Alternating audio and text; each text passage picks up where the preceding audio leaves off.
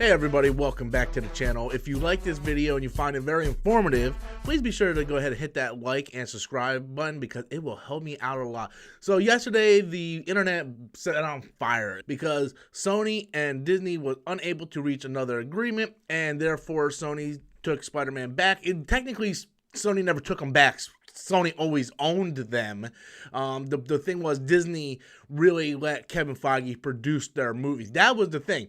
Disney allowed Kevin Feige to produce the Spider-Man films for Sony in order to have an agreement to have Spider-Man in the MCU and have him in the Avengers. That was the actual agreement. Disney never owned Spider-Man.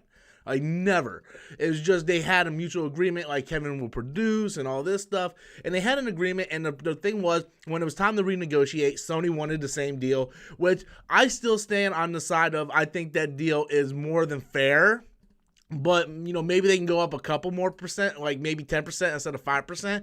But Disney being Disney being the money-hungry, greedy bastards that they are, they have to own everything. They have to be a monopoly. Decided, no, that's not fair enough. We want 50%. We will help 50%. We will help finance 50%, but we want 50% of the profits. You know why? Because they saw Spider-Man Far From Home make $1.1 billion, and they want a piece of that pie because they are greedy, because they spent more money than they actually have to try to acquire Fox, and now they're in a hole, and now they're trying to blame everything that they can. They're trying to blame Dark Phoenix. They're trying to blame all these other IPs that Fox already had made and developed. They're trying to blame that to cover up their losses at Star Wars Galaxy's Edge, their losses on these Fox IPs, because they spent $72 billion that they did not have. They had to take out loans. They had to give them, stock shares. They had to do everything to get this studio, and now they want to try to scam Sony. Sony's like the innocent bystander here, and everybody's trying to throw Sony underneath the bus, and it's not fair. God damn, Sony, why you gotta go fuck this up, man?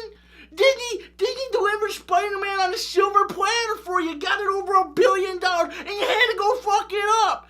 This is the worst day of my life. And they were like, well, we want 50%. Sony's like, you don't even own the character. Like, you're not doing anything. You're just allowing Kevin Feige to come over and produce. We're paying Kevin Feige. We're giving him 5% of the opening weekend sales. It's like, Disney, you're not doing anything. You're just allowing one of your head guys in one of your studios to come over and produce it, and you want 50%? So everybody wants to constantly throw Sony underneath the bus, but Disney's really the money-hungry bastard that should be thrown underneath the bus.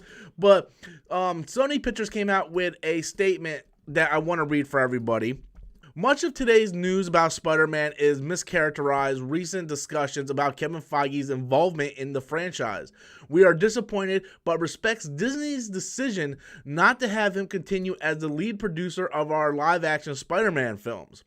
We hope this might change in the future, but understand that there are many new responsibilities that Disney has given him, including, the Fox stuff and all that stuff. That's what they're talking about. Like, they're like, cause now you got so much stuff on his plate now. Oh, Dark Phoenix failed. Oh, you got to do Deadpool. You got to do everything now, Kevin Feige. Good luck. Good luck. Including all the newly added Marvel properties, do not allow time for him to work on IP that they do not own. I have a feeling that this might be something Disney said to Sony. I have a feeling that this is something Disney might have said to the representative over at Sony when they were trying to make the deal. Like, well, we got all these properties. We ain't got time to work. If you don't want to do 50%, we don't have time to work on any of your properties that we don't own. I dealt with a lot of dickhead managers and stuff over my years. Right? That sounds like a dickhead person up top would say, like someone like an Alan Horn or a Bob Iger. And then finally, Sony says, Kevin is terrific, and we are grateful for his help and guidance and appreciate the path that he has helped us on, which we will continue. So I'm hoping, now I still stand on the side of they're going to resolve this somehow. Some way or another. It's too important for both studios. It's really important for Sony because Far From Home is their highest grossing film of all time.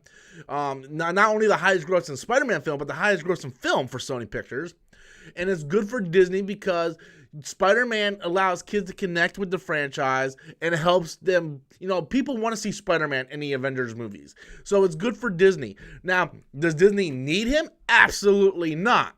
Some may argue that Sony needs Disney more than Disney needs Sony, and I gotta kind of agree with that. Yes, Sony kind of needs Disney more than Disney-Sony, because they did plenty of movies without Spider-Man and they were still successful.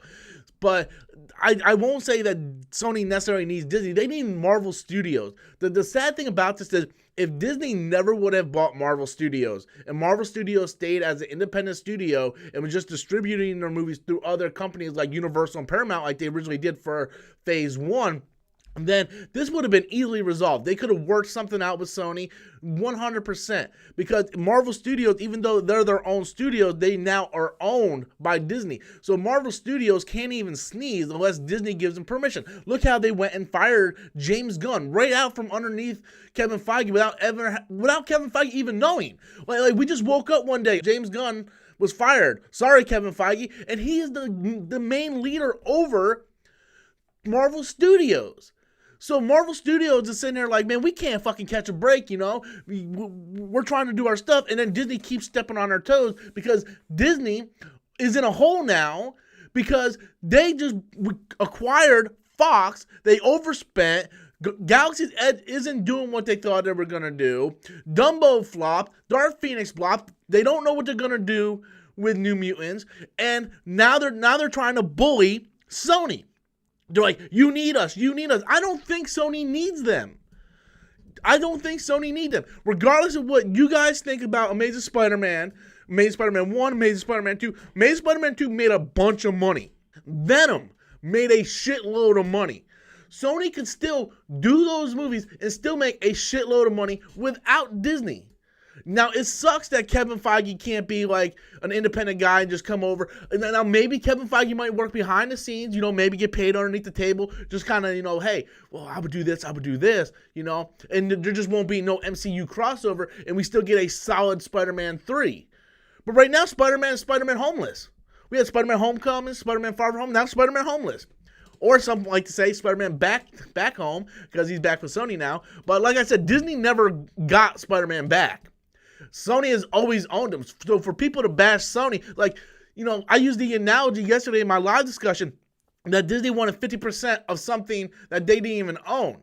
So, like, what happens if I would pay you $2,000 for you and your friend to paint my house, right? And you paint my entire house, and your friend only paints the door. Should your friend get 50% of that? Should your friend get $1,000 for just painting a door when you painted 99% of the house? That's sort of what's going on with Disney right now. Sony owns Spider-Man. Sony funded, produced it, and everything that with their Spider-Man movies. They were just using him in the MCU, and Kevin Feige came over and helped produce those two movies, but he was also paid and got 5% of the opening weekend. So this is just Disney being Disney. Anyway, guys, this is definitely going to be something that's going to keep on being developed. I want to know what you guys think. How do you feel about this news? What do you think about Sony Pictures' statement here? Be sure to leave your comments in the comment box below. Until next time, as always, I am Robert Storms, and that's my opinion.